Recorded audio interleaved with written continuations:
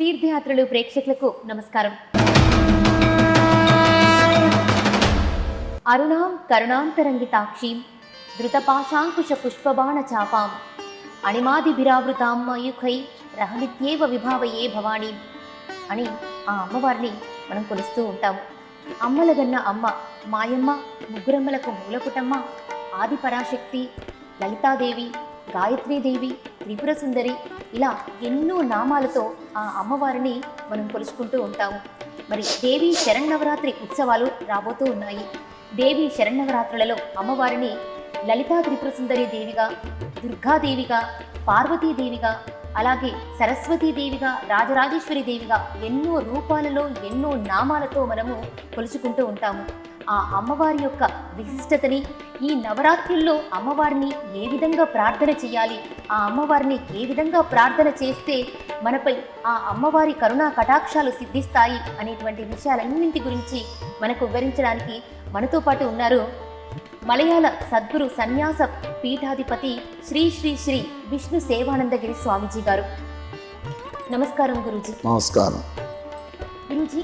దేవి శరన్నవరాత్రి ఉత్సవాలు రాబోతూ ఉన్నాయి. దేవి శరన్నవరాత్రి ఉత్సవాలు ఎందుకు జరుపుకుంటాము, ఎలా జరుపుకోవాలి, ఎలా జరుపుకుంటే ఆ అమ్మవారి అనుగ్రహానికి మనం పాత్రలమవుతాం? మంచి ప్రశ్న అడిగారు. శ్రీ గురుభ్యో నమః. పవిత్రాత్మ స్వరూపులారా, లోకంలో నమాతో పరదేవత అన్నారు. తల్లికి మించిన దైవం మరొకటి లేదు అని. అందుకే ప్రార్థనా శ్లోకంలో సర్వమంగళ మాంగళ్యే శివే సర్వార్థ సాధికే శరణ్యే త్రయంబకే దేవి నారాయణి నమోస్తుతే. సర్వమంగళాన్ని కలిగించేది, సర్వ శుభాలని కలిగించేది, సర్వత్రా నిండి ఉన్నటువంటి అమ్మవారిని ఎందుకు ప్రార్థించాలా, ఎలా ప్రార్థించాలా, అసలు అమ్మవారి యొక్క వైభవాన్ని అనుగ్రహాన్ని పొందాలంటే మానవుడు ఏది చెయ్యాలి అని ఇదే ప్రశ్నే లలితా సహస్రనామంలో హయగ్రీవుడు అగస్త్యుడికి చెప్తాడు. లలితా సహస్రనామం యొక్క పూర్వభాగంలో ఆయన ప్రశ్న వేస్తాడు. అయ్యా, ఈ దేవి ఉపాసన చేయడానికి ఎవరు అర్హులు? వారు స్త్రీలైనా, పురుషులైనా, బాలురైనా, వృద్ధులైనా ఎవరైనా చెయ్యొచ్చా అనంటే ఎవరైనా చెయ్యొచ్చు. అమ్మవారి యొక్క అనుగ్రహాన్ని పొందడానికి వారు వీరని కాదు, ఆబాల గోప విదిత సర్వానుల్లంఘ శాసన శ్రీచక్రరాజ నిలయ శ్రీమత్ త్రిపుర సుందరి. బాలుడు మొదలుకొని ఆబాల గోప విదిత అందరి చేత తెలియబడేది అనమాట బాగుగా ఉంది. కాబట్టి తల్లిని ఆరాధించడానికి ప్రతి ఒక్కరికి సులభమైనది. లోకంలో తండ్రి దగ్గర కంటే తల్లి దగ్గరికి సులభంగా పెడతారు పిల్లలు. అయితే మరి అమ్మవారిని ఏ పేరుతో పిలాల, ఎలా పిలాల, ఏ విధంగా పిలాలంటే ఒక్కటే, ఆర్తితో అమ్మ అని పిలిస్తే చాలు. అందుకే పిల్లవాడు ఒక్కసారి ఒక్క ఏడుపు వేడిస్తే పై అంతస్తులో ఉన్నా సరే ఆ తల్లి వెతుక్కొని వచ్చి వెంటనే వాడిని తన దగ్గరకు తీసుకొని ఏది కావాలనేది ఆ కోరికని వెంటనే తీరుస్తుంది. మరి అటువంటి అమ్మవారిని పూజించడానికి భారతదేశంలో నలుమూలలా కూడా ఈ నవరాత్రుల్లోనూ చక్కగా పూజిస్తారు. ఎందుకు అనంటే ఈ నవరాత్రులకి శరన్నవరాత్రులని పేరు. అంటే శరదృతువులు వస్తాయి ఇవి. శరదృతువు ఆశ్వీజ మాసము, కార్తీక మాసం, ఈ 2 నెలల్లో శరదృతువు అంటారు. ఈ 2 నెలల్లో వచ్చే ఋతువుకి ఏ ఋతువు అంటారంటే శరదృతువు అంటారు. ఈ శరదృతువులోనూ లోకంలోనూ వాతావరణంలో అనేక రకాల మార్పులు ఉంటాయి. వర్షాలు పడతాయి సమృద్ధిగా. వర్షకాలం వర్షాలు పడిన తర్వాత భూమంతా బాగా చక్కగా నానిపోతుంది. ఎక్కడ చూసినా జలమయం, చెట్లంతా పచ్చగా ఉంటాయి. అడవిలోని కానీ, ఇంకా రోడ్లు పంబడ కానీ, మరి గ్రామాల్లో కానీ ఆ దట్టంగా ఉంటాయి. అప్పుడు ఆ చెట్ల నుండి, ఆ పొదల నుండి ఒక రకమైనటువంటి విషం, ఆ పురుగులు, క్రిములు, కీటకాలు ఇప్పుడు ఎక్కువగా ఉత్పన్నమవుతాయి. వాటి వల్ల జనుల్లో అనేక రకాలైనటువంటి వ్యాధులు కలుగుతాయి. చూడండి, ఎక్కడైనా మీరు చూడండి, ఈ ఋతువులో ఎక్కువగా జ్వరాలు, ఎక్కువైనటువంటి రకరకాలైనటువంటి వ్యాధులు వస్తూ ఉంటుంటాయి. ఎందుకు అనంటే ఈ ఋతువులో ఆ వర్షాలు పడి భూమి మీద నానినందుకు, ఆ వర్ష ప్రభావం చేత ఈ భూమిలో ఉన్నటువంటి బాగా వేడంతా బయటకు వచ్చి ఆ తేమంతా ఇంకిన తర్వాత అనేక రకాలైనటువంటి క్రిములు కీటకాలు ఉత్పన్నమవుతాయి. దానివల్ల ఈ యొక్క వ్యాధులన్నీ సంక్రమిస్తూ ఉంటుంటాయి. అందుకు కాబట్టి ఈ వ్యాధులన్నీ పోవడానికి కొరకు ఫస్ట్ నుండి మన అనాది కాలం నుండి అమ్మవారిని పూజించడం అనేది ఉన్నది. ఎందుకోనంటే అమ్మని పూజించేవారు కోటీశ్వరులనే కాదు, ఎవరైనా పూజించవచ్చు. వాడు నిరుపేదవాడైనా పూజించవచ్చు, కోటీశ్వరుడైనా పూజించవచ్చు. కోటీశ్వరుడికైనా అమ్మే, నిరుపేదవాడికైనా అమ్మే, వారు మధ్యతరగతి వారికైనా అమ్మ ఒక్కటే. అమ్మలో వేరేదీ లేదు. అమ్మ భావన అందరెందు సమానంగా ఉంటుంది. ఎవరెవరు ఏ దృష్టితో చూస్తారో వారికి ఆ దృష్టితోనే అనుగ్రహింపచేసేది. అందుకే అమ్మ అన్నారు.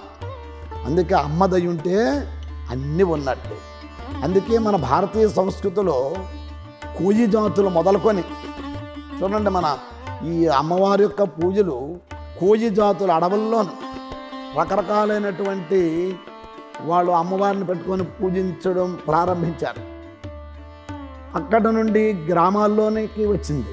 గ్రామాల్లో రకరకాలైనటువంటి దేవతలు పెట్టుకొని పైడి తల్లి, అసరి తల్లి, సమ్మక్క, సారక్క, ఇంకా రకరకాలైనటువంటి వారి పేర్లు పెట్టుకొని రకరకాల పూజలు చేయడం అనేది మనం అందరం కూడా చూస్తూ ఉన్నాం. మనందరికీ విదితమైనదే. కొన్ని వేల కోట్ల రూపాయలు ఖర్చు పెడుతూ ఉంటుంటారు. ఒక్కొక్కసారి జాతరలు చేస్తూ ఉంటుంటారు. ఇవన్నీ ఎందుకంటే అమ్మ మా యొక్క సంతానం, మా పిల్లలు, మా యొక్క కుటుంబం, మా పరిసరాలు అన్నీ కూడా చక్కగా ఉండాలి, సమృద్ధిగా పాడి పంటలు పండాలి అనే భావనతో ఈ యొక్క పూజల్ని చేస్తూ ఉంటుంటారు. అయితే ఈ పూజ అనేది మరి ఒక పండితుల లేకపోతే ఒక పూజారుల వరకే దేవాలయంలో చేస్తారా, ఇళ్లల్లోనూ చేయరాదా అంటే ఇంట్లోనూ చేస్తారు, వీధుల్లోనూ ఇప్పుడు ప్రారంభించారు. అనేక రకరకాలైనటువంటి రాష్ట్రాల్లోనూ రోడ్ల మీద ఫుల్గా నవరాత్రులు ప్రారంభమైపోయినాయి. చూడండి, అసలు వద్దన్నా ఏమే పెట్టిన వాళ్ళు కొన్ని వందల మంది ఉన్నారు. ఇక వద్దన్న వాళ్ళు ఎవరు అసలు? చూడండి, దైవశక్తి అనేది అది ఎలా ఉంటుందని అంటే ఇలా అని చెప్పలేదు, అది చెప్పడానికి వర్ణించలేమన్నమాట. మహాశక్తి స్వరూపిణి, మహాశక్తి స్వరూపిణి. ఆ శక్తి అమ్మవారి లోపల ఎలా ఉందనంటే ఎవరిలో ఏ శక్తి ఎలా ఉండాలో అలా చూపిస్తుందన్నమాట. ఈ లోకంలోనూ ప్రతి ఒక్క ప్రాణిలో ఒక్కొక్కరిలో ఒక్కొక్క శక్తి ఉంటుంది. ఆ శక్తి అంతా మహాశక్తి. ఆ మహాశక్తి రూపంలోని పూజించారు దేవతలు అందరూ కూడా. దేవతలకు కష్టాలు వచ్చాయి. మహిషాసురుడు, అట్లాగే రకరకాలైనటువంటి ఆ రక్తబీజుడు, రక్తదంతుడు, వీళ్ళందరూ గొప్ప గొప్ప రాక్షసులు ఉన్నారు. వాళ్ళందరి బాధ లోకంలో లోకకంఠంగా మారింది. మరి వీరందరి బాధ నుండి రక్షించాలంటే దేవతలందరూ కలిపి ఒక దివ్యమైనటువంటి శక్తిని ఇచ్చారు. అందరి శక్తి మహాశక్తి అన్నమాట. అందుకే దేవర్షగణ సంఘాత స్తూయమానాత్మ వైభవ అని లలితా సహస్రనామం చెప్తుంది. మీరు చూసుకోండి, లలితా సహస్రనామం తెలియని వారు లేరు.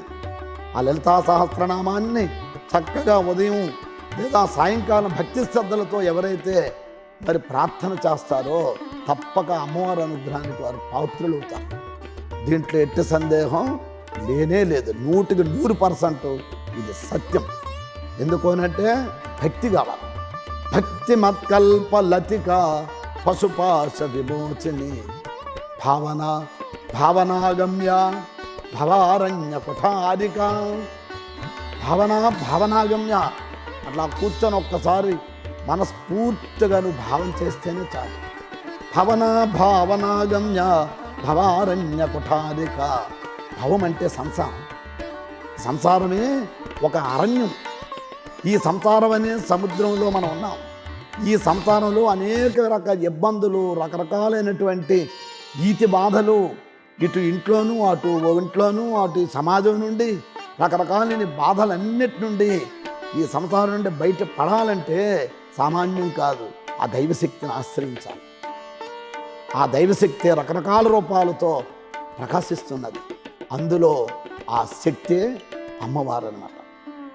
ఆ శక్తిని నువ్వు రకరకాలుగా ఉపాసించేటప్పుడు ఏ రూపంలో నువ్వు ఉపాసిస్తావో ఆ రూపంలో నీకు ప్రత్యక్షం అవుతుంది.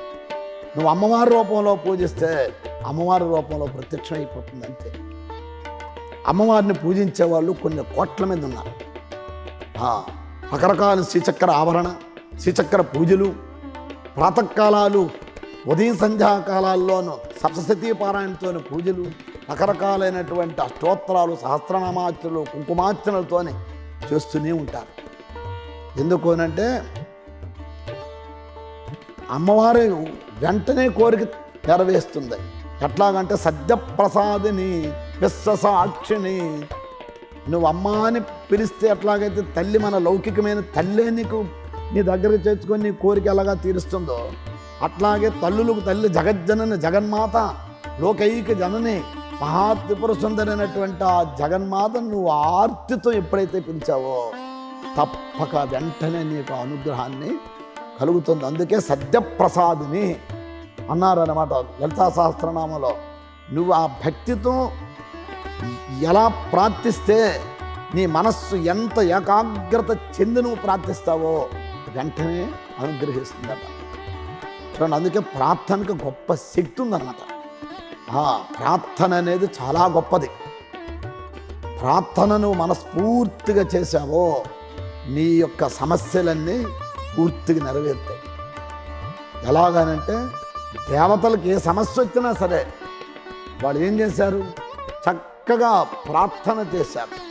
ఆ భగవంతుడైన విష్ణువుని, లేకపోతే ఆ పరమేశ్వరుణ్ణి, లేకపోతే అమ్మవారిని ప్రార్థనతోనే వారు ఆ దైవానుగ్రహాన్ని పొందారు. చూసారా? అందుకు కాబట్టి ప్రార్థన ముఖ్యం. స్తోత్రప్రియ స్తుతిమతి శృతి సంస్తుత వైభవ. స్తోత్రప్రియ అంటే స్తోత్రమునందు ప్రీతి కలిగినటువంటిది. ఎవరు స్తోత్రాన్ని భక్తి శ్రద్ధతో చేస్తారో వారి యందు ప్రీతి కలిగినటువంటిది. మరి అటువంటి అమ్మవారిని మనం ఈ శరదృతువులో శరన్నవరాత్రి ఉత్సవాల్లో, ఈ ఉత్సవాలు 9 రోజులు అన్నమాట. ఈ నవరాత్రులు అనేక రకాలుగా ఉన్నాయి.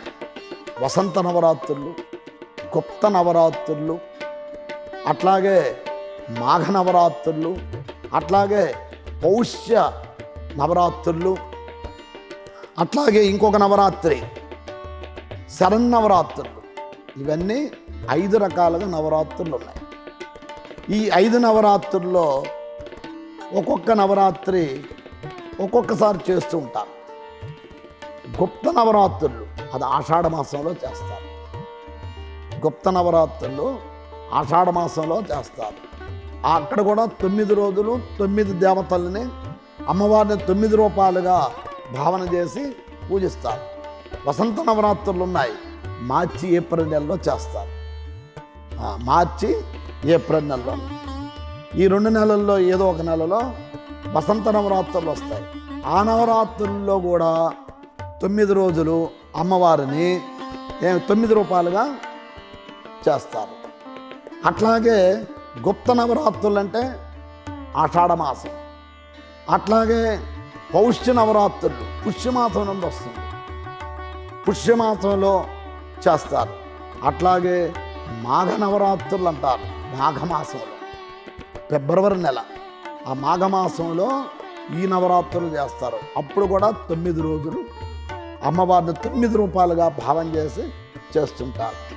వీటన్నింటిలోనూ మహానవరాత్రి అన్నారు. దీన్నే మహానవరాత్రి, దీన్నే శరన్నవరాత్రి అని పేరు.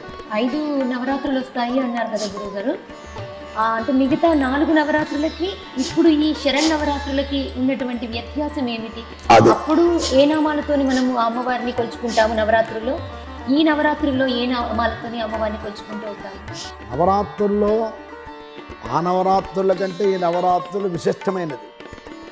ఎందుకంటే శరదృతు కాలంలో వచ్చినటువంటి అమ్మవారు.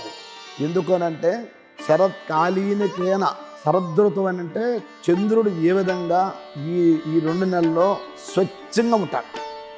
శరత్కాల శరత్చంద్ర నిభానన అనే లలితా సహస్రనామం. శరత్చంద్ర నిభానన, శరదృతువునందు ఏ విధంగా అయితే చంద్రుడు ఎట్లా ఉంటాడో ఆ విధంగా అమ్మవారి ముఖమట, అమ్మవారి యొక్క వైభవము, ఆ అమ్మవారి ముఖ బింబము స్వచ్ఛంగా ప్రకాశిస్తుందట. మా మేఘాలు అప్పుడు ఎక్కువగా ఉండవు శరదృతువులో. శరదృతువులో మేఘాలన్నీ స్వచ్ఛంగా ఉంటాయి. మీరు ఒక్కొక్కసారి చూసుకోండి, శరదృతువులోనూ వచ్చే కార్తీక మాసం, ఈ కార్తీక మాసంలో మేఘావృతాలు అన్నీ ఉండవు.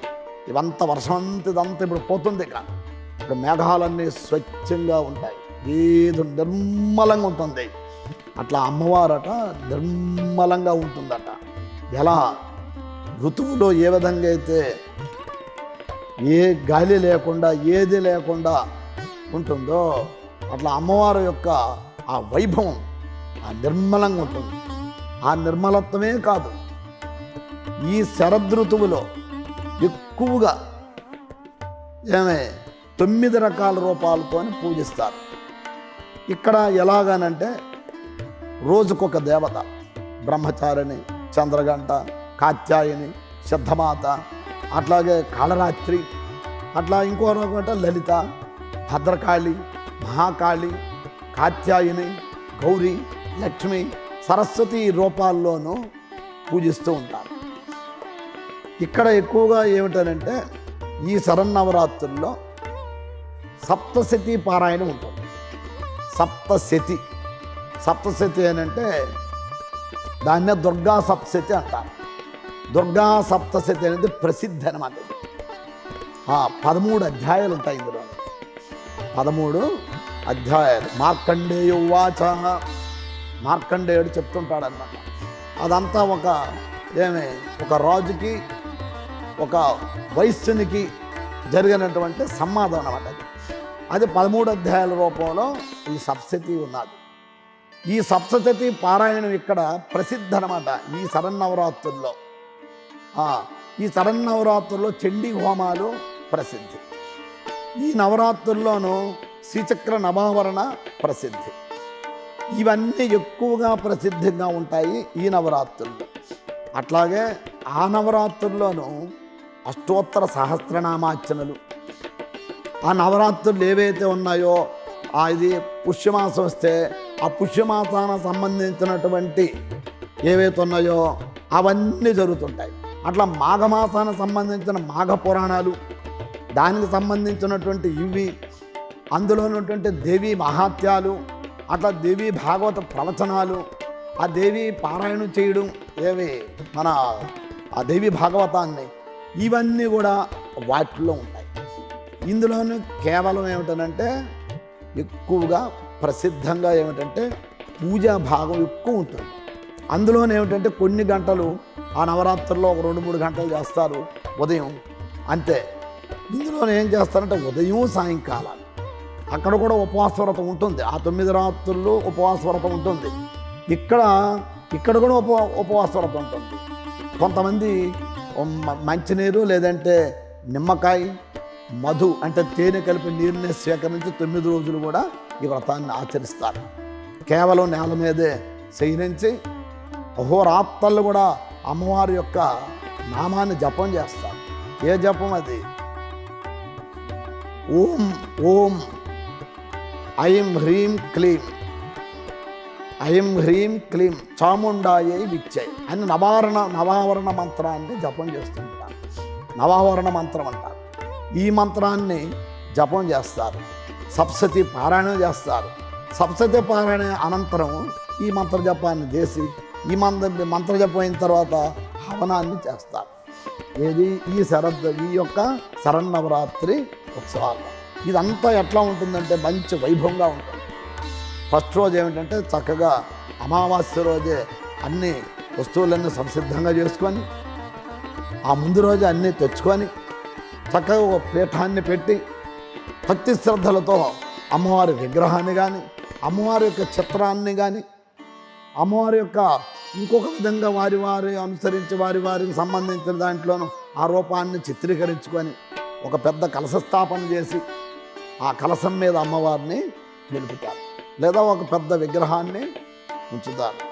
అది ఎలా చేస్తారంటే అసలు భక్తి, ఎంత శ్రద్ధ చూస్తుంటుంటే చక్కగా అక్కడ అమ్మవారు ఉన్నారా అనిపిస్తుంది అనమాట. ఆ పూజ కానీ చూడండి, ఆ పుష్పాలు, మల్లెలు, జాజులు, చంపంగులు, అట్లాగా ఆ యొక్క మాసానికి సంబంధించిన ఏ పుష్పాలు ఉన్నాయో ఆ పుష్పాలతో సహస్రనామార్చనలు, అభిషేకాలు, అట్లాగా అష్టోత్తరాలతోని పూజ చేసి ప్రతి 9 రోజులు కూడా అఖండ దీపారాధన చేస్తారు. కలశస్థాపన చేసుకున్న వాళ్ళే ఇది చేస్తారా? కలశ స్థాపన చాలా మంచిది, చక్కగా అడిగారు. కలశ స్థాపన చేసిన వారే ఈ దీపాన్ని పెడతారు, లేకపోతే కేవలం దీపాన్ని మాత్రమే పెట్టుకోవచ్చు. కలశ స్థాపన చేయకపోయినా ఈ అఖండ దీపం 9 రోజులు పెట్టుకోవచ్చు. ఈ 9 రోజులు దీపం ఎందుకంటే దీపం సాక్షాత్ లక్ష్మీ స్వరూపం. దీపం జ్యోతి పరంబ్రహ్మ, సాక్షాత్తు పరబ్రహ్మ స్వరూపమే దీపం. అటువంటి దీపం ఏం చేస్తుందంటే ఇంట్లో ఉన్నటువంటి అరిష్టాలని, దుఃఖాలని, దోషాలని పోగొడుతుంది. అందుకే ప్రతిరోజు మన పెద్దలు, మన తల్లులు, మన ప్రాచీన వాళ్ళు ఉదయం సాయంకాలం దీపాలు వెలిగించారు. వాళ్ళు పూజ చేసినా చేయకపోయినా ఇంట్లో దేవాలయం ఇంట్లో ఆ దేవతా మందిరంలోనూ దీపాన్ని వెలిగించేవారు. ఎందుకంటే ఆ దీపం ఇంటి కళ. మనలో ఉంది కూడా దీపమే. ఆ దీపం ఆరిపోతే అమ్మో దీపం ఆరిపోయిందంటారు చూడండి. అసలు అది ఆ దీప కళ కావాలి. అందుకే ఇంట్లో దీపం అనేది ప్రధానం. అట్లాగే మన దేవతారాధనలో తప్పకుండా దీపాన్ని చేస్తాం. ఆ దీపాన్ని తూర్పుముఖంగా ఉత్తరముఖంగా పెట్టినట్టయితే తూర్పుముఖంగా ఉంచితే ధనాభివృద్ధి, ఉత్తరాభిముఖంగా ఉంచితే జ్ఞానాభివృద్ధి కలుగుతుంది. ఉత్తరాభిముఖంగా దీపం ఎట్లా వెలిగితే జ్ఞానం అభివృద్ధి కలుగుతుంది. తూర్పుముఖంగా మనం పెడితే ధనాభివృద్ధి ఈ దీపం. అందుకు కాబట్టి అఖండ దీపాన్ని పెట్టి 9 రోజులు ఆరకుండా చూస్తారు. ఇదే మన ఛత్తీస్గఢ్ ప్రాంతంలో ఈ నవరాత్రుల్లోనూ ప్రతి ఒక్కరూ దీపాలు పడతారు. ప్రతి ఒక్కరు అఖండ దీపాలు, ప్రతి అమ్మవారి దేవాలయాల్లో ఈ అఖండ దీపాలు పెడతారు. ఒక్కొక్కరు 100, 150, 1000, 2000, 4000, 5000 ఇట్లాగ దీపాలు ఒక పెద్ద బిల్డింగుల్లోనే వాళ్ళు ఒక సపరేట్గా ఉంటుంది. ఆ మందిరం దగ్గర పెద్ద 4 అంతస్తుల్లో ఈ దీపాలు పెట్టి 9 రోజులు దీపాలు వెలిగిస్తారు. ఆ 9 రోజులకి సరిపోయినట్టు వాళ్ళ దీపాలకు నూనె, దానికి సంబంధించినటువంటి ఆ ద్రవ్యాన్ని వాళ్ళు సమర్పిస్తారు. అక్కడ ఒక అది గొప్ప ప్రసిద్ధి. వాళ్ళ పూజలు ఈ దీపాలు చూడడానికి అందరూ వెళుతూనే ఉంటారు. వీళ్ళు ప్రతిరోజు అప్పుడప్పుడు వెళ్తారు, మా దీపం వెలుగుతుందా లేదా అని పరీక్ష చేయడానికి కూడా వెళ్తుంటారు. చూడండి, ఆ దీప రూపంలో అక్కడ అమ్మవారు ప్రకాశిస్తుంది. అక్కడ అందుకే ఒక్కొక్కరు ఒక్కొక్క ఆచారంతో ఈ విధంగా పూజిస్తున్నారు లోకంలో. అట్లాగే ఈ యొక్క నవరాత్రులు 9 రోజులు దీపం పెడతారు. 9 రోజులు దీపం పెట్టలేదు, కేవలం 9 రోజులు కలశమైనా పెట్టుకోవచ్చు. కలశ స్థాపన చేసుకొని ఒకవేళ కలశ స్థాపన చేయకుండా అంటే చేయలేని వాళ్ళు అమ్మవారి మూర్తి కానీ విగ్రహం కానీ పెట్టుకొని కూడా పూజ చేసుకోవచ్చా? కలశ స్థాపన లేకపోయినా అమ్మవారి విగ్రహాన్ని పెట్టుకోవచ్చు, అమ్మవారి మూర్తిని పెట్టుకోవచ్చు, అమ్మవారి ఫోటోనైనా పెట్టుకొని చక్కగా చిన్న దీపం వెలిగించుకొని 1 గంట 2 గంటలు వెలిగినట్టుగానే ఉంచుకొని చక్కగా తనకు వచ్చిన స్తోత్రాలు, తనకు ఏదైనా వచ్చిన అష్టోత్తరాలు, ఏది రాకపోతే అమ్మవారి యొక్క నామాన్ని ఓం శ్రీమాత్రే నమః, ఓం మహాదుర్గాయే నమః, ఓం శ్రీ మహాకాళ్యే నమః, ఓం శ్రీ మహాలక్ష్మీ నమః, మహాగౌర్యే నమః, జగన్మాత్రే నమః చక్కగా భక్తితో, ప్రేమతో, శ్రద్ధతో మనకి ఏది ఉందో కుంకుమ ఉంటే కుంకుమతో, పసుపు ఉంటే పసుపుతో, అక్షతలు ఉంటే అక్షతలతో, ఏ పుష్పాలు మీకు దొరికితే ఆ పుష్పాలతో అమ్మవారిని పూజించి చక్కగా ధూపదీప నైవేద్యాలు ఇచ్చి 10 మందికి ఆ ప్రసాదాన్ని మనం పంచి అమ్మవారిని భక్తి శ్రద్ధలతో ప్రార్థించాలి. హే మాత, ఈ లోకంలో ఉన్నటువంటి అజ్ఞానాన్ని, దురాచారాన్ని, దుష్టత్వాన్ని దూరం చేసి మా అందరికీ సుఖాన్ని, శాంతిని కలిగించు. సుఖ సంపదలు నీ దగ్గర ఉన్నాయి, ఆ సంపదలన్నీ మాకు కలిగేటట్టుగా అనుగ్రహించు. అది మాకు వచ్చిన సంపదలు కూడా ఆ యోగాన్ని, క్షేమాన్ని నువ్వే చూసుకోవాలి. వచ్చినది రక్షించాలి, ఆ రక్షణ బాధ్యత కూడా నీదే అని భగవద్భక్తితో ప్రార్థన చేసి అందరూ లోకక్షేమాన్ని కోరినట్టయితే తప్పక అమ్మవారి అనుగ్రహానికి వీళ్ళందరూ పాత్రులవుతారు. అట్లాగా ప్రతిరోజు సప్తశతి పారాయణ చేస్తారు ఇదే నవరాత్రుల్లో. ఈ 9 రోజులు కూడా దీక్షగా ఈ భాగవతాన్ని పూర్తి చేస్తారు. అలా లేదు, పూర్తి చేయలేరు, తనకు భక్తి ఉన్నది, శ్రద్ధ ఉన్నది, టైం లేదు, కొంతైనా చదువుకోవచ్చు. చక్కగా కొంత దానికి ఏదైతే ఒక అధ్యాయం 2 అధ్యాయాలు ఉన్నాయో, లేకపోతే ఏదైతే ముఖ్యమైన ఘట్టాలు ఉన్నాయో అవైనా చదువుకోవచ్చు. ఎందుకంటే అమ్మవారు భగవంతుడు ఎప్పుడూ అరే వీడు నాకు పూర్తి చేయలేదే, సగమే చేశాడే, కొద్దిగా ప్రసాదం ఇచ్చాడే అని అనుకోడు. ఇది మానవ మాతృని యొక్క మనోప్రభావం. అంతేగాని భగవంతుని యొక్క మనస్సు, హృదయం విశాలమైనది. అతనిది ఎలాబరేటెడ్ అనమాట. మంది సంకుచిత మనస్సు, మంది సంకుచిత బుద్ధి, మంది రాగద్వేషాలతో కూడుకున్నది, మనది అసూయతో కూడుకున్నది, మనవన్నీ షడ్గుణాలతో కూడుకున్నది. భగవంతుని యొక్క, అమ్మవారి యొక్క ఆ హృదయం అట గొప్ప విశాలమైనది. హృదయస్థార విప్రఖ్య త్రికోణాంతర దీపిక దాక్షాయని దైత్యహంత్రి దక్షయజ్ఞ వినాశిని. హృదయస్థ, ఈ హృదయంలో ఉన్నది. క్షేత్రస్వరూప క్షేత్రేసి క్షేత్రజ్ఞ రూపిణి. ప్రతి క్షేత్రంలో, ప్రతి దేహంలో, ప్రతి వారిలో ఉన్నదన్నమాట. వెలుగుతూ ఉన్నది. అహోరాత్రులు నీ సౌభాగ్యాన్ని అంతా చూస్తూనే ఉన్నది. తర్వాత అమ్మవారికి ఇగో వీళ్ళు స్త్రీలు చేయకూడదు, వీళ్ళు పురుషులు చెయ్యొచ్చు అనేటువంటి భేదమే లేదు. ఎందుకంటే అమ్మవారిని చేసుకోవడానికి ఏ తప్పు లేదు. ఆ విధంగా ఏ విధంగా అట్లా ఎవరైనా చెప్పినట్టయితే అది అజ్ఞానమనే మనం తెలుసుకోవాల్సి ఉంటుంది, కానీ అది జ్ఞానానికి సంబంధించిన విషయం కాదు. ఎందుకనంటే తల్లికి ఇతడు చూడండి, కొడుకు లేకపోతే కుమార్తె ఆడుకొని వస్తారు. శరీరం అంతా దుమ్ము ధూళి ఫుల్లుగా పూసుకొని వచ్చేస్తారు.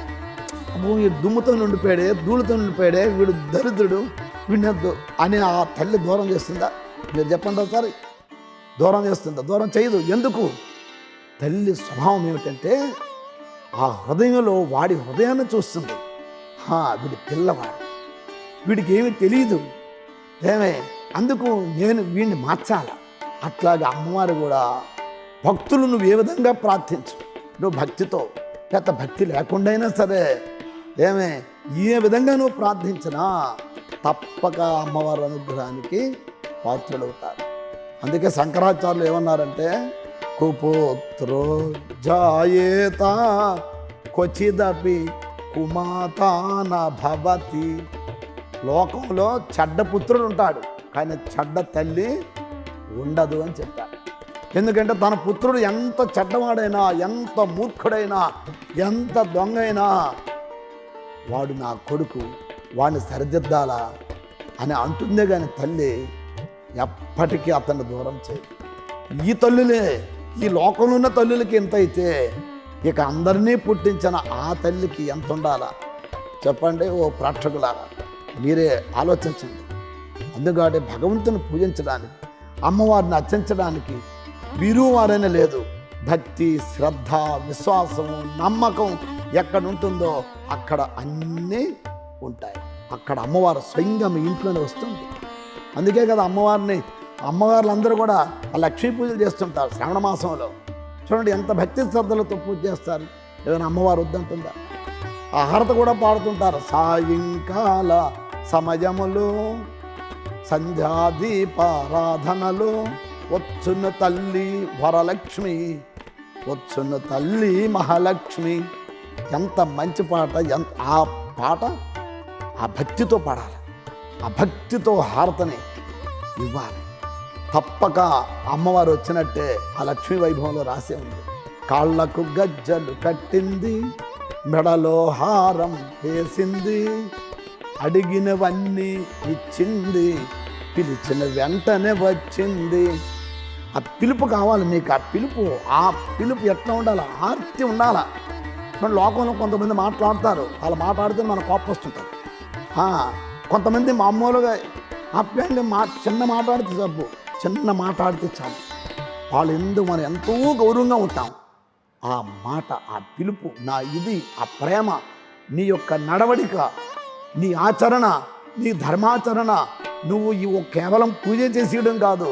శరన్నవరాత్రుల్లో 9 రోజులు ఎంత భక్తి శ్రద్ధలతో నువ్వు పూజిస్తావో, 9 రాత్రులు ఎంత భక్తి శ్రద్ధలతో నువ్వు మెలకువతో ఉంటావో, అలాగే 9 రోజులు కూడా భక్తి శ్రద్ధలతో అమ్మవారికి నైవేద్యాలు సమర్పిస్తావో, 9 రోజులు జపధ్యానాలు చేస్తావో, అలంకరణలు చేస్తావో, అందరికీ ప్రసాదాలు సమర్పిస్తావో, ఈ భక్తి అంతా నీ లోపల ఏ విధంగా అయితే నిండి ఉన్నదో అట్లాగే ఎప్పుడు కూడా ఆ భావన మనలో ఉండాలి. ఆ భావన కలగడానికి కొరకే కనీసం ప్రతిరోజు చేయడానికి వీలు లేకపోయినా కొంతమంది కనీసం ఈ సంవత్సరమని, ఈ నవరాత్రులని పేరుతోనైనా కనీసం ఆ భగవంతుని స్మరిస్తారని, ఆ భగవతి జగన్మాతను ప్రార్థిస్తారని మన పెద్దలు ఈ 9 రోజులైనా ఉంచారు. అందుకోసానికి కొంతమంది భక్తులు ఇప్పుడు భవానీ దీక్షలు కూడా, అంటే ఈ 9 రోజులు అమ్మవారిని కొలుచుకోవడానికి, అంటే నార్మల్ అప్పుడు వీలవని వాళ్ళు కూడా ఈ 9 రోజులు అమ్మవారిని కొలుచుకోవడానికి భవానీ దీక్షలు అని చెప్పేసి కూడా తీసుకుంటున్నారు. అందుకనే కనీసం సంవత్సరంలో 9 రోజులైనా చేసినట్టయితే ఈ పుణ్య భాగ్యం చేత ఏదైతే తాను ఆచరించాడో ఆ ప్రభావం చేత ఈ సంవత్సర కాలం దివ్యంగా భవ్యంగా జరగాలని, తన పనులన్నీ నిర్విఘ్నంగా కొనసాగాలన్న భావనతోనే ఈ ప్రతిరోజు ప్రతి వ్యక్తి చేయలేడు. అయితే మానవ పద్ధతి ప్రకారంగా ప్రతిరోజు ఉదయం సాయంకాలాలు భక్తితో భగవంతుణ్ణి మనం ప్రార్థించాలి. ఇది మానవుడిగా పుట్టిన తర్వాత తప్పకుండా అన్నమాట. కనీసం ఈ ప్రార్థన చేయడం ఒకటి. విశేషంగా పోని కనీసం పూజ చేయాలనుకుంటే ఇగో ఇటువంటి నవరాత్రులని, లేకపోతే వరలక్ష్మి వ్రతాలని, లేకపోతే కేదారేశ్వర వ్రతాలని, లేకపోతే మరొక వ్రతమని, సత్యనారాయణ వ్రతమని, ఇవన్నీ ఎందుకు పెట్టారంటే ఆ ఒక్కరోజైనా సంతోషంతో అందరూ కలిసిమెలిసి ఉంటారు. ఈ వ్రతాలు ఈ పూజలన్నీ ఎందుకు? అందరూ అక్కడ వస్తారు. వాళ్ళందరూ బంధువులు, అట్లాగే సమాజంలో ఉన్నటువంటి ఆత్మీయులు, మిత్రులు, ఇటు బంధువర్గం, ఇట్లాగే ఇటు మనకు సంబంధించిన వారు, వీళ్ళందరూ కలిసి మెలిసి ఒక దగ్గర ఆ సుఖ దుఃఖాన్ని పంచుకోవడం, ఆ దైవ ప్రసాదం ఏ విధంగా అయితే ఆ పూజ అయిన తర్వాత తీసుకుంటారో అట్లాగే ఒకరిలోనూ ఒక సుఖాన్ని దుఃఖాన్ని పాలు పంచుకొని అందరూ కలిసిమెలిసి జీవిద్దాం అన్నటువంటి భావంతోనే మన వాళ్ళు, మన పెద్దలు ఈ విధంగా ఈ శరన్నవరాత్రి ఉత్సవాలని, అట్లాగే శ్రీరామనవమి ఉత్సవాలని, అట్లాగే కృష్ణాష్టమి అని, అట్లాగే సంక్రాంతి అని, అట్లాగే దీపావళి ఉత్సవాలని మానవులకు అనేక రకాలుగా పెట్టారు. అందులో ఈ శరన్నవరాత్రి మహోత్సవాలు అమ్మవారిని ఉద్దేశించి విశేషంగా జరపడానికే ఈ వ్రతం అనేది ప్రారంభమైంది. ఒక్కొక్క నామంతోని, ఒక్కొక్క రకమైనటువంటి దేవతామూర్తి రూపంతోని, అలాగే ఒక్కొక్క రోజు ఒక్కొక్క రకమైన నైవేద్యం పెట్టడము, ఒక్కొక్క రకమైనటువంటి, అంటే ఆ రోజుకి సంబంధించినటువంటి స్తోత్రం చదువుకోవడమే కావచ్చు. అలా ఒక్కొక్క రోజు ఒక్కొక్కటి, అలా 9 రోజులు 9 రూపాలు, 9 అలంకరణలు, 9 రకాలైనటువంటి నైవేద్యాలు, 9 రకాలైనటువంటి స్తోత్రాలు, ఇలా ఒక్కో రోజు చేయడం అనేది జరుగుతూ ఉంటుంది కదా. ఈ 9 రోజులు అలా ప్రతిరోజు ఈ 9 రోజులు కూడా 9 రూపాయలుగా కొలుచుకున్నటువంటి ఆ అమ్మవారిని చివరి రోజు మనం విజయదశమి రాజరాజేశ్వరి దేవిగా మనము ఆ అమ్మవారు విజయాన్ని పొందినటువంటి ఆ అమ్మవారికి పట్టాభిషేకం చేయడం అనేటువంటిది విజయదశమి రోజు. అయితే ఇలా ఈ 9 రోజులు ఒక్కో రోజు ఒక్కొక్క రూపంలో మనం కొలుచుకుంటూ ఉంటాం కదా. అలా కొలుచుకోవడంలో ఏ రోజు ఏ అమ్మవారిని కొలవడం శ్రేష్టం అంటే, ఇప్పుడు 5వ రోజు లలితా త్రిపుర సుందరి దేవిని ఖచ్చితంగా చేయాలి అంటారు. మూలా నక్షత్రం రోజు ఖచ్చితంగా సరస్వతి. అలా ఏ రకమైనటువంటి అలంకరణ అంటే ఏ రంగు వస్త్రాన్ని ధరింపజేయాలి, ఆ రోజు ఎలాంటి నైవేద్యాన్ని పెట్టాలి, అదేవిధంగా ఆ రోజు అమ్మవారిని ఏ నామంతో మనము స్మరించాలి? ఆ రోజు శైలపుత్రి. శైలం అంటే ఏమిటి? కొండ. శైలం అంటే పర్వతం, శిల, పర్వతం అన్నమాట. ఆ పర్వతరాజు కూతురిని ఒక పేరు. అట్లాగా పార్వతికి హైమవతి అని ఒక పేరు, పర్వతవద్ధిని ఒక పేరు, ఇక రకరకాలైన పేర్లు ఉన్నాయి. అట్లా ఈ శైలపుత్రి రోజు అమ్మవారికి పీతాంబరం వస్త్రం. ఏ వస్త్రం? పీతం అంటే పీత రంగు అంటారు. ఏమిటది? లైట్ పసుపు. అట్లా ఆ రంగు కలిగినటువంటి వస్త్రం, ఆ వస్త్రంతో పీతం వర్ణమైనటువంటి పుష్పాలు ఆ రోజు. అట్లాగే నైవేద్యం మనకి హరిద్రతో కూడినటువంటిది. హరిద్రాన్నం అంటారు.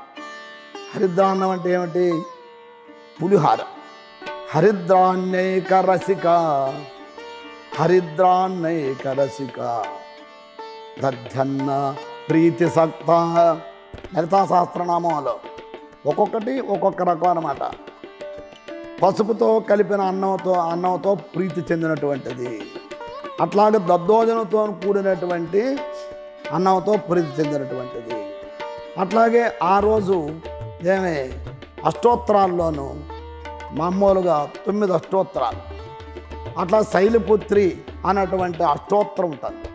ఆ అష్టోత్తర నామాలతోని 108 నామాలతో అమ్మవారిని పూజించడం, 108 పుష్పాలతో పూజిస్తారు. అట్లా సహస్రనామార్చన ఉంటుంది. మళ్ళీ ప్రతిదానికి ఒక సహస్రనామార్చన పెట్టారు. అయితే ఎక్కువగా ఇటువంటి శైలపుత్రి, అట్లాగే బ్రహ్మచారిణి, చంద్రఘంట ఈ 9 రోజులు అష్టోత్తరాలతోనే పూజిస్తారు. ఆ రోజు అమ్మవారికి ఆ అష్టోత్తరంతో పూజించి ఆ రోజు ఏ అన్నం?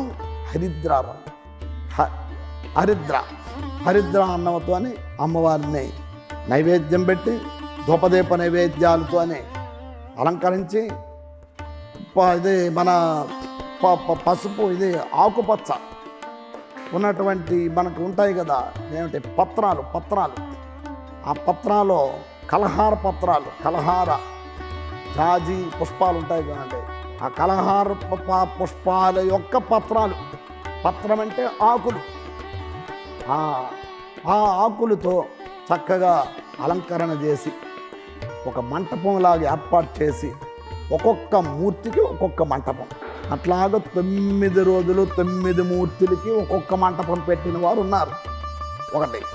అట్లా ఒకటే రూపంలో ఆ ఒక్క రూపానికే ఆ శైలపుత్రి అలంకరణ చేస్తారు కొంతమంది. ఆ ఒక్క ఇప్పుడు విగ్రహం ఉందనుకోండి, లక్ష్మీదేవి విగ్రహం ఉన్నది, వారి దగ్గర గౌరీ విగ్రహం ఉంటుంది, లలితాదేవి విగ్రహం ఉంటుంది. ఆ విగ్రహానికే సరస్వతి అలంకరణ చేసేస్తారు. అట్లాగే కాళీ అలంకరణ, కాత్యాయిని, అట్లాగే లలిత చేస్తారు. అట్లాగే ఉత్తరప్రదేశ్ ప్రాంతాల్లోని యూపీ ప్రాంతాల్లో 9 రకాలుగా ఉంచుతారు. 9 మూర్తులు ఉంటాయి, 9 దేవతలు ఉంటారు. రకరకాల ఒక్కొక్క దేవత, శైలపుత్రి, బ్రహ్మచారిణి, చంద్రఘంట, కుష్మాండ, అట్లా కాళరాత్రి.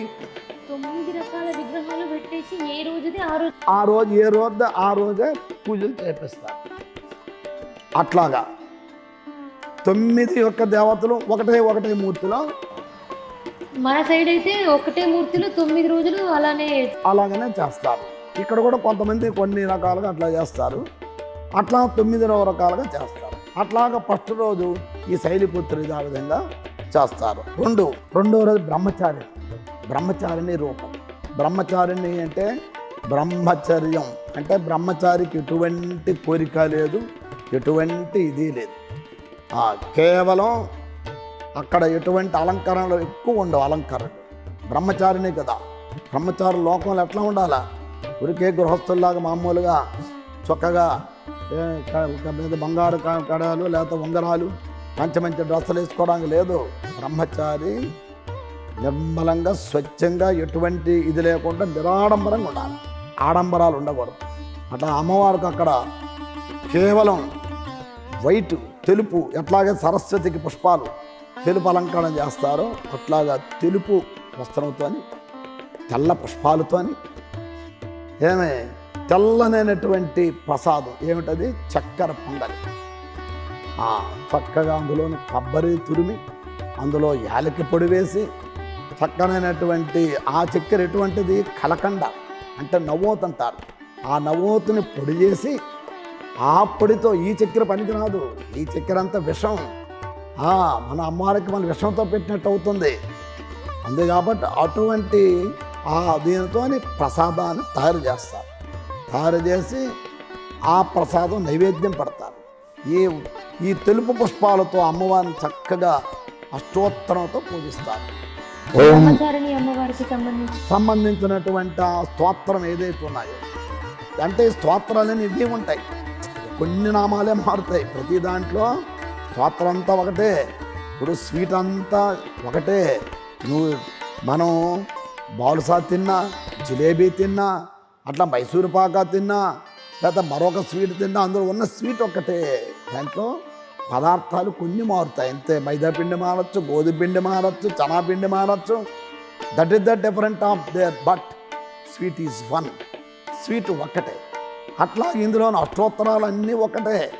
ఆ బ్రహ్మచారిణికి, ఆ బ్రహ్మచారి సంబంధించిన ఓం బ్రహ్మచారిణ్యై నమః, దానికి సంబంధించిన రాడంబర దేవన్యై నమః, ఇవి కొన్ని మారుతాయి నామాలు. తర్వాత అష్టోత్తరం అంతా ఇవన్నీ ఉంటాయి. అట్లాగే బ్రహ్మచారిణితోని ఆ బ్రహ్మచారిణి రూపంలోను అమ్మవారు ఉన్నట్టు చక్కగా భావం చేసి దివ్యమైన తేజస్సు అన్నమాట. బ్రహ్మచారికి గొప్ప తేజస్సు ఉంటుంది. ప్రాతకాల సంధ్యా సమయాల్లో నిత్యాగ్నిహోత్రం చేస్తాడు బ్రహ్మచారి. అటువంటి అగ్ని ఏ విధంగా ప్రకాశిస్తుందో అట్లాగ ప్రకాశ రూపంతో ప్రకాశిస్తుంటుందో బ్రహ్మచారంలో. ఎందుకంటే మనం అందుకే బ్రహ్మచారిగా ఉన్నప్పుడు గొప్ప తేజస్సుగా ఉంటారు. మనం కూడా చూడండి, 25 సంవత్సరాలు 30-40 సంవత్సరాల్లో వివాహం కాకముందు గొప్ప పటిమతో ఉంటాడు. ఎప్పుడైతే వివాహం గట్ట అయిపోయిందో 25 సంవత్సరాల తర్వాత ఇక తనలో నా పటిమత్వం తగ్గుతుంది.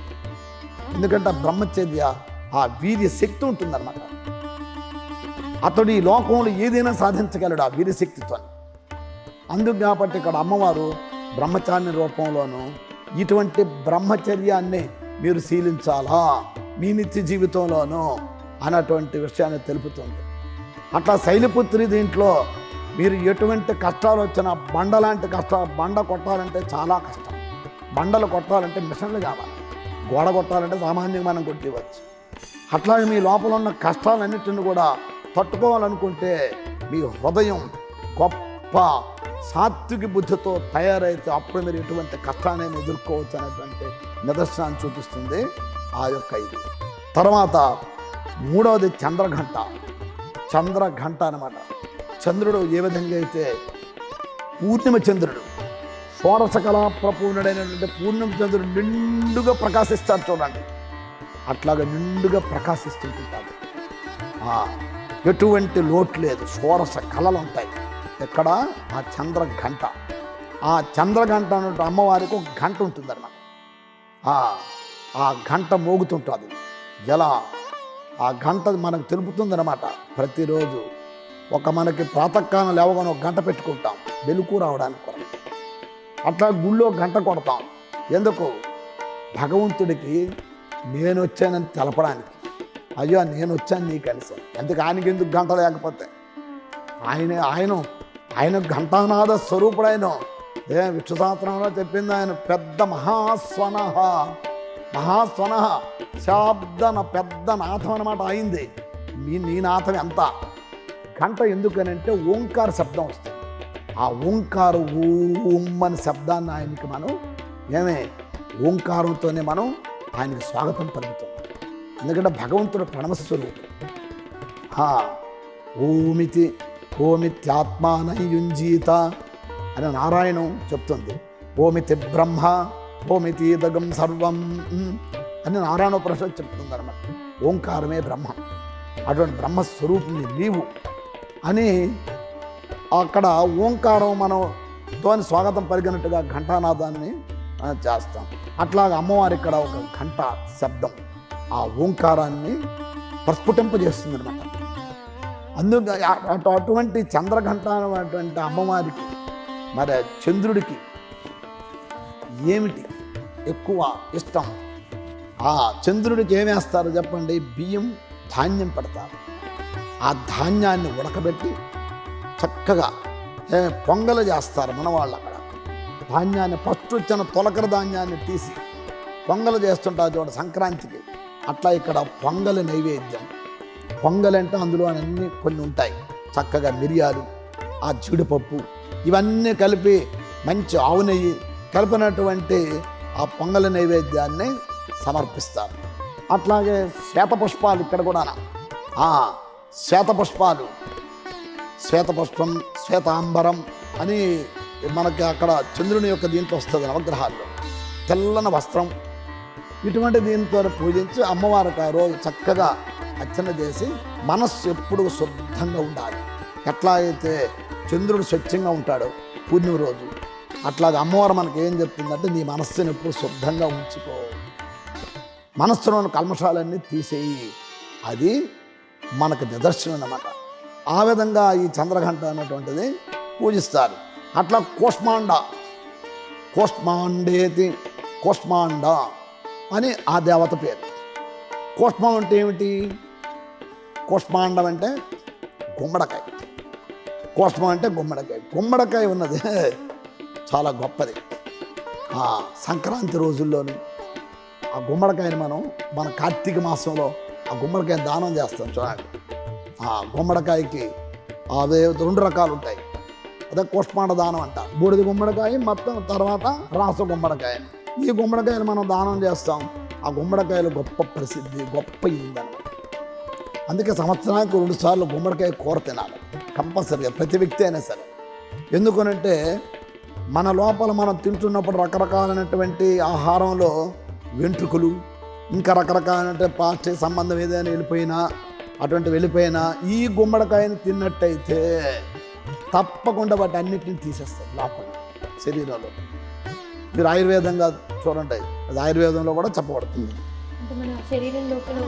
వేస్ట్ అంతా క్లీన్ చేస్తూ ఉంటుంది. వేస్ట్ అనే కాదు, ముఖ్యమైన ఏంటంటే ఈ మన వెంట్రుకల్లాగా లేకపోతే మరొక ఏదైనా చిన్న పిల్లలు ఏదైనా గూర్లు గట్ట ఇవి చేసేసుకొని ఇవన్నిటిని కూడా ఇది చేస్తున్నా అవన్నీ ఇదైపోతుంటుంది, అవి కరిగిపోతాయి. కానీ ఇవి అయితే ఉంటాయి, ఇవి వీటితోనే దానికే మనకు అప్పుడప్పుడు ఈ పండగల్లోనూ పబ్బాల్లోనూ కూడా గుమ్మడికాయ కూరలు, ఆ గుమ్మడికాయ పూలగం, గుమ్మడికాయ ఇవన్నీ వేస్తూ ఉంటుంటారు. అట్లా గుమ్మడికాయ ఇది దీపావళికి ఏకాదశి వ్రతం అప్పుడు కూడా కంపల్సరీగా గుమ్మడికాయ కూర ఇది చేస్తారు. అందుకే కాబట్టి కోష్మాండ రూపంలోనూ ఏ విధంగా అయితే ఒక కోష్మాండం, ఒక గుమ్మడికాయ ఎంత ప్రసిద్ధో అట్లాగా ఆ రూపంలో అమ్మవారికి గుమ్మడికాయ ఏ రకం ఉంటుంది? ఎరుపు కాదు, పసుపు కాదు, ఆకుపచ్చ కాదు, మధ్య 3 రకాల దీనిలో ఉంటుందన్నమాట. అట్టి పుష్పాలను తీసుకొని వచ్చి ఆ పుష్పాలతో పూజించి, అంటే ఇప్పుడు ఆ పుష్పాలు లభించడం కష్టం, ఉన్న పుష్పాలతోనే పూజిస్తూ ఉంటుంటారు. ఏ పుష్పంతో పూజించినా పర్వాలేదు, కానీ ఆ పుష్పాలతో పూజించి ఆయన ఆ సిద్ధి కలగాలంటే అవి ఎక్కడైనా తీసుకొని రావాలంటే దానికి ప్రయాస కావాలి, ప్రయత్నం చేయాలి. ప్రయత్నం చేస్తే ఈ లోకంలో దొరకందంటే ఏమీ లేనే లేదు. తప్పక అన్ని వస్తువులు అన్నీ ఎక్కడైనా దొరుకుతుంటాయి.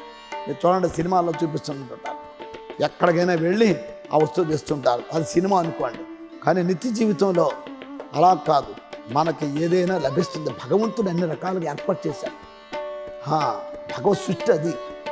అందుకే మహామాయ, ఆ మహామాయ అనమాట. ఇదంతా మాయాశక్తి చేత అంతా జరిగిపోతుంటుంది, అప్రయత్నంగా జరిగిపోతాను నేను. అటువంటి ఆరోపణలో అమ్మవారిని అర్చిస్తూ ఉంటారు. తర్వాత స్కందమాత, స్కందుడు అంటే ఎవరు? సుబ్రహ్మణ్య స్వామికి కూడా పేరు.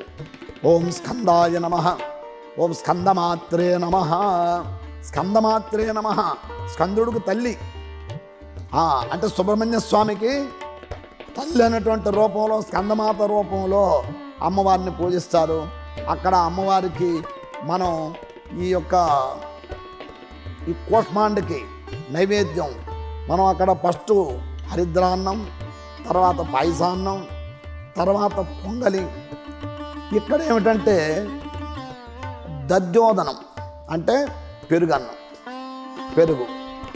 ఇక్కడ స్కందమాతకు ఏంటంటే ఈ స్కందుడు అంటే సుబ్రహ్మణ్య స్వామి. సుబ్రహ్మణ్యుడు అంటే సైన్యాధ్యక్షుడు. సైన్యాధ్యక్షుడిగా, దేవతలకి సైన్యాధ్యక్షుడిగా చేశారు సుబ్రహ్మణ్య స్వామిని.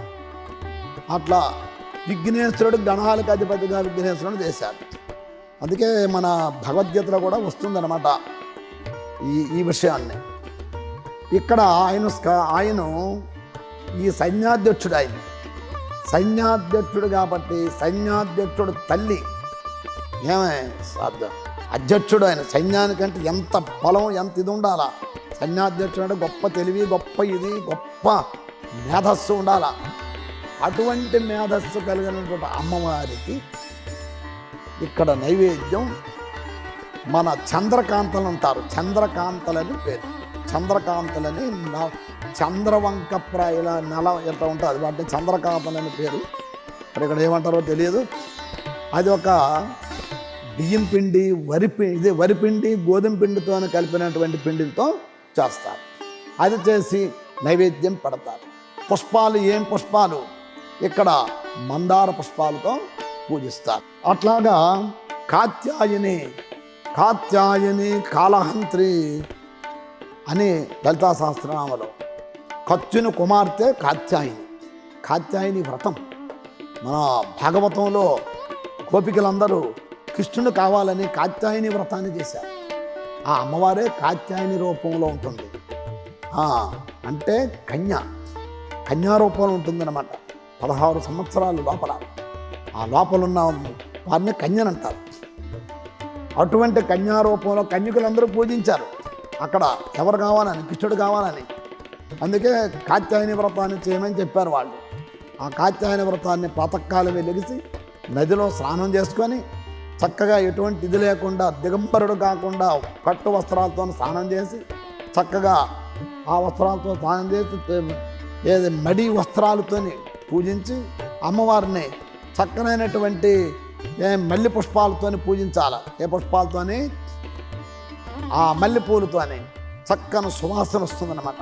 మల్లెపువ్వు ఏ విధంగా అయితే తెల్లగా సువాసభరితంగా ఉంటుందో అట్లాగా మన జీవితం కూడా సువాసన భరితంగా ఉండాలని ఆ కాత్యాయని వ్రతాన్ని ఆచరించి చక్కగా ఆ రోజు కుంభదీపం అని పడతారు. కుంభ అంటే ఇట్లా చెంబు. ఆ చెంబు నిండా నూనె పోసి దాని మీద ఒత్తి పెట్టి పూజిస్తారు. ఇది వెలిగిస్తారు. ఆ దీపంలో కాత్యాయని దేవిని ఆహ్వానిస్తారు. అట్లా లేదంటే కాత్యాయని రూపాన్ని పెట్టి చేస్తారు. అట్లాగా కాత్యాయని పూజని ఆ రోజు జరిపి ఆ రోజు నైవేద్యాన్ని ఇది చేస్తారు. తర్వాత మహాగౌరి. ఇక మహాగౌరి సర్వమంగళ మాంగళ్యే శివే సర్వార్థ సాధికే. మహాగౌరీ రూపం. ఆ గౌరీని ఎలా అర్చించాలనంటే ఇప్పుడు మనకి చెరుకు గడలు ఉంటాయి. ఆ చెరుకు గడలను స్వయంగా తీసుకొస్తారు. చెరుకు గడలు తీసుకొచ్చి ఆ పైన రేకులు ఉంటాయిగా మొత్తం వీటితోనే పెట్టి ఒక దీంట్లో పెడతారు. ఇంత దీనిలాగా పెట్టి బ్రహ్మాండంగా చక్కగా ఇది మన అదే గౌరీ. ఆ గౌరీని ఆ గౌరీ రూపంలోను మనం ఏం చేస్తారు? ఇక్కడ పసుపు పెట్టి గౌరీ రూపంగా తయారు చేస్తారు. అట్లాగా పసుపుని మామూలుగా పడతారు. కానీ ముఖ్యంగా ఇది ఏమిటంటే ఈ చెరుకు గడల్ని వీటిని మొత్తం అట్లా దీనిగా ఒక కుప్పగా తయారు చేసి ఒక దీనిగా పెట్టి అక్కడ దీపాల చుట్టూ వెలిగిస్తారు. వెలిగించి బిందెలతోనే నీళ్లు పోసి ఆ బిందెల్లోనూ నూనె వేసి పైన నీళ్ళంటే కిందన ఉంటాయి. ఆ పైనంతా నీళ్లు వేసి చక్కగా దీపం పెట్టి ఆ దీపం రూపంలో గౌరీదేవిని అర్చిస్తారు. అలా అర్చించి గౌరీదేవికి ఆ గౌరీ సంబంధమైనటువంటి ఏ పుష్పాలు? జాజి పుష్పాలు. ఆ జాజి పుష్పాలతో పూజించి ఇంకా రకరకాలైన జాజి కలహార ఇంకితర రకాలు కూడా పుష్పాలన్నీ ఇంక్లూడ్ చేస్తారు. ఆ పుష్పాలతోని అమ్మవారిని పూజించి అట్లాగే మారేడు దళాలతో కూడా పూజిస్తారు. అట్లా తులసి దళాలతో కూడా పూజిస్తారు. పూజించి చక్కగా ఇచ్చేసి లడ్డూ నైవేద్యాన్ని పెడతారు.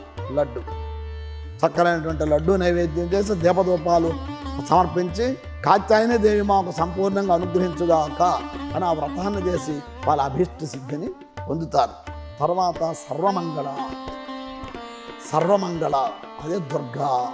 ఆ దుర్గా రూపంలో లాస్ట్ రోజు అంటే 9వ రోజు సర్వమంగళ పూజ. ఆ మంగళాయే 10వ రోజు దుర్గా. సర్వమంగళాలు మా జీవితంలో కలగాలి. సర్వమంగళ స్వరూపమైనటువంటి అమ్మవారికి అనేక నైవేద్యాలన్నీ చేసి పెడతారు. అనేక రక పుష్పాలతో పూజిస్తారు. అట్లాగే విజయదశమి దుర్గాదేవి. దుర్గా అంటే దుర్గేతి నామా అని, ఎవడు దుర్గా అని ప్రార్థిస్తాడో వాడికి దుర్గములంటే కష్టాలు, దుఃఖాలు, ఆ దుఃఖాలన్నిటిని తొలగిస్తాయి. అందుకే దుర్గా అంటేనే చాలట. దుర్గం అంటే గొప్ప కష్టాలన్నింటినీ కూడా తొలగించి చేస్తుంది. అటువంటి దుర్గాదేవిని పూజించి ఆ రోజు అమ్మవారికి పుష్పాండాలు అట్లాగే నిమ్మకాయల్ని అవన్నీ కోసి పెడతారు. లోకంలో మామూలుగా ఉంటే అమ్మవారికి ఈ యొక్క అమ్మవారిని యంత్రాలన్నీ ఉంటాయి, బస్సులు ఇలా మామూలు ఏవైతే ఉన్నాయో మన ఇవి స్కూటర్లని, కార్లని, వీటన్నిటిని పూజిస్తారు. వీటన్నిటికీ నిమ్మకాయలు గట్ట పడుతుంటారు. పెద్ద బాధలు అన్నిటికి కూడా మేకలు, రకరకాలైన బలులు ఇస్తారు. అదంతా సమంజసం కాదు. అమ్మవారు ఎప్పుడు అటువంటి బలులను స్వీకరించదు. ఎందుకంటే మనం ఇస్తున్నాం అంతే, మన యొక్క దీంతో మనం ఇస్తున్నాం అంతేగాని ఇది అమ్మవారికి సాత్విక బలి. ఆ సాత్విక బలి అంటే నిమ్మకాయలు, ఓ నిమ్మకాయ లేదా కొబ్బరికాయ, ఓ గుమ్మడికాయని ఇస్తారు. అటువంటి చక్కగా సాత్విక బలితో అమ్మవారికి విజయదశమి రోజు ప్రార్థన చేసి ఆ రోజు ఆ విజయదశమి రోజే మనం ఏం చేస్తాం, జమ్మి పూజ, సెమీ పూజ అనమాట. జమ్మి చెట్టు నుండి తెస్తే ఆ సెమీ పూజ చేసి అమ్మవారి అనుగ్రహానికి అమ్మ నా కార్యక్రమాలన్నీ నిర్విఘ్నంగా ఈ సంవత్సరం అంతా కూడా జరిగేటట్టు అనుగ్రహించు, నేను ఎక్కడికి వెళ్ళినా విజయాన్ని కలిగేటట్టు అనుగ్రహించు, నా జీవితం విజయ సోపానంలో జరిగేటట్టుగా అనుగ్రహించని అమ్మవారిని పూజించి జమ్మి చెట్టు దగ్గరికి వెళ్ళి ఆ సెమీ వృక్షం నుండి తీసుకొని వచ్చి ఆ వృక్షంతో దేనికి పూజించి అవి పెద్దలైన వాళ్ళందరూ కూడా వాళ్ళు వేస్తారు, వీళ్ళు వేసుకుంటారు. ఈ విధంగా చక్కగా 9 రోజులు కూడా పూజించి 10వ రోజు విజయదశమి రోజు అందరూ కూడా కలిసి మెలిసి అందరూ చక్కనైన పిండి వంటలతో ఆహారాన్ని చేసుకొని సాత్విక భోజనాన్ని చేసినట్టయితే అమ్మవారి దివ్యకృపకు పాత్రలు అవుతారు. ఇదంతా ఒక ఒత్తు అయితే అమ్మవారిని మరి దయ, ప్రేమ, సత్యము, హింస లేకుండా ఉండడం, పరోపకారం చేయడం, పెద్దల యందు గౌరవం కలిగి ఉండడం, తల్లిదండ్రుల యందు సేవాభావము, ఇవన్నీ కలిగి మీరు 9 రోజులు 9 రకాలుగా పూజ చేసి ఏ విధంగా అయితే శక్తిని సంపాదిస్తామో ఆ విధంగా మన జీవితంలోని దయ, అట్లాగే కరుణ, వాత్సల్యము, పరోపకారం, అహింస, ఏ ప్రాణికి హింస చేయకపోవడం, సత్యం, ధర్మం అనే 9 రకాలుగా మనం ఈ వ్రతాన్ని ఆచరిస్తే ఈ 9 వాటితోనే అమ్మవారి అనుగ్రహానికి పాత్రులై గొప్ప దివ్య జీవనాన్ని కలిగి ఆదర్శవంతులై ఈ లోకంలోనూ ఉంటుండగా గొప్ప పుణ్యాన్ని పొంది అనంతరం ఆ పరలోకాల్లో కూడా దివ్య జీవనాన్ని కలిగి ఉంటారని మన శాస్త్రాలు, మన పెద్దలు, మనందరూ చెప్తున్నారు.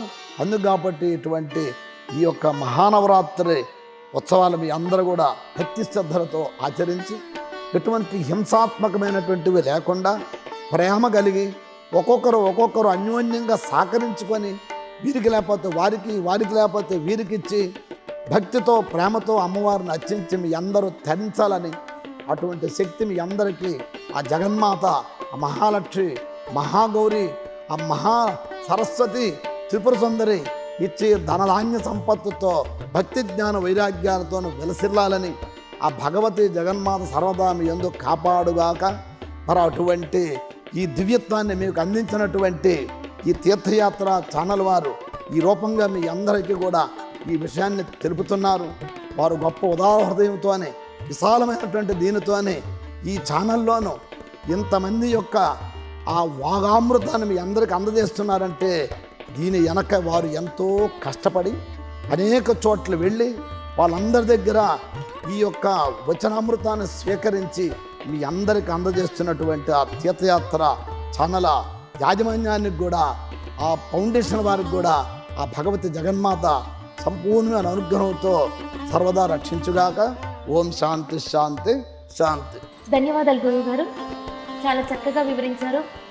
దేవి శరన్నవరాత్రి ఉత్సవాలలో భాగంగా మాకు ఈ శరన్నవరాత్రులలో అమ్మవారిని ఎలా పూజించాలి, ఎలా పూజిస్తే ఆ అమ్మవారి కరుణా కటాక్షాలు మనకి ప్రాప్తిస్తాయి అనేటువంటి అన్ని విషయాల గురించి కూడా మీరు ఎంతో చక్కగా మా తీర్థయాత్రలు ఛానల్ ప్రేక్షకులకి వివరించారు. మీకు చాలా ధన్యవాదాలు. మరి గురువుగారు చెప్పినట్టుగా మనమందరం కూడా ఈ శరన్నవరాత్రులలో ఆ అమ్మవారిని మనస్ఫూర్తిగా మనకు తోచినంత పువ్వులు కావచ్చు, నైవేద్యం కావచ్చు, పూజా విధానం కావచ్చు, నామస్మరణ కావచ్చు, ఏదైనా కూడాను మనకు తోచినంతగా ఆ అమ్మవారికి చేస్తూ, ఆ అమ్మవారి నామస్మరణ చేస్తూ, ఆ అమ్మవారి అనుగ్రహాన్ని మనమందరం కూడా పొందాలి అని చెప్పేసి మనస్ఫూర్తిగా తీర్థయాత్రలు ఛానల్ ప్రేక్షకులను కోరుకుంటూ మరొక మంచి కార్యక్రమంతో మళ్ళీ కలుసుకుందాం.